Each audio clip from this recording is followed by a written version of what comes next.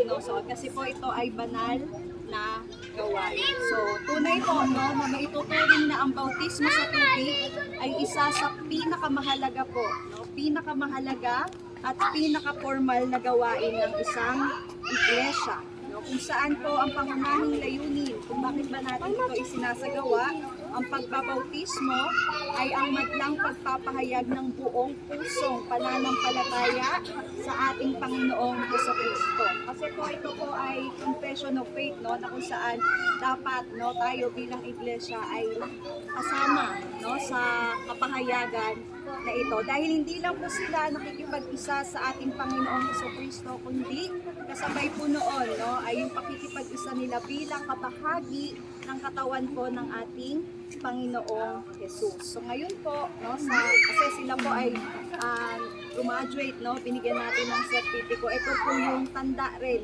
no, na kung saan ay tunay at ganap na nga po silang nakipag-isa kay Kristo at the same time po ay nakipag-isa bilang kabahagi po ng ating iglesia. No.